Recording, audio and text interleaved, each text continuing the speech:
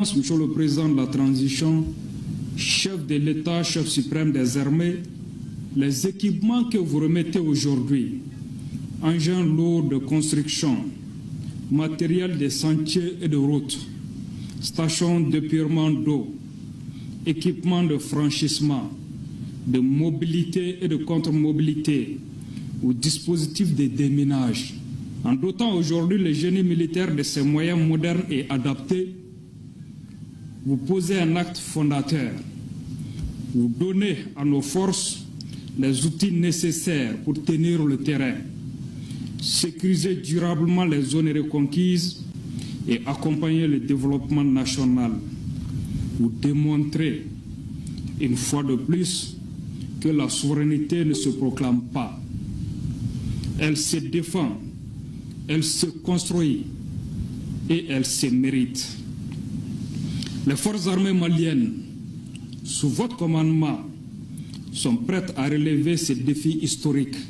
Classés avec méthode tels des ouvrages précieux sur les rayonnages d'une bibliothèque, les matériels et équipements de dernière génération s'offrent au regard du président de la transition.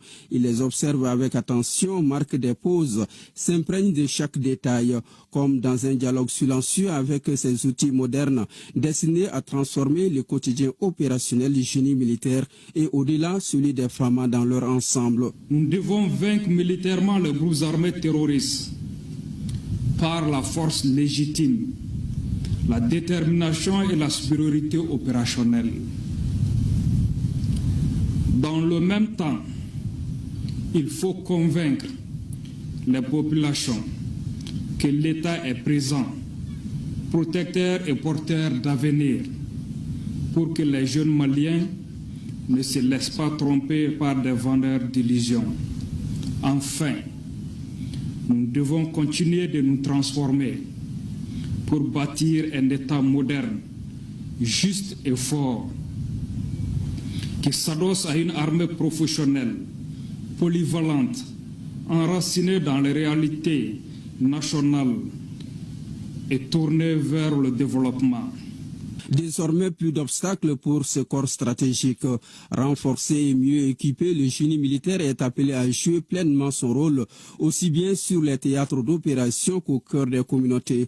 Construction d'infrastructures et réalisation des travaux d'intérêt public, appui aux forces engagées, le génie demeure un pilier essentiel au service de l'armée et des populations dans un Mali en quête de sécurité et de développement. Chaque route ouverte, chaque pont réparé, chaque piste réhabilitée, chaque ouvrage construit est une victoire silencieuse contre l'extrémisme.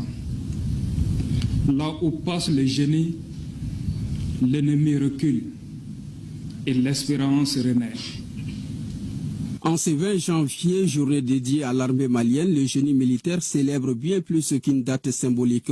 Il célèbre une montée en puissance, une reconnaissance et une confiance renouvelée. Grâce à la vision et à la détermination du président Goïta, il peut désormais encore mieux construire, parfois détruire, mais toujours au service de la nation malienne.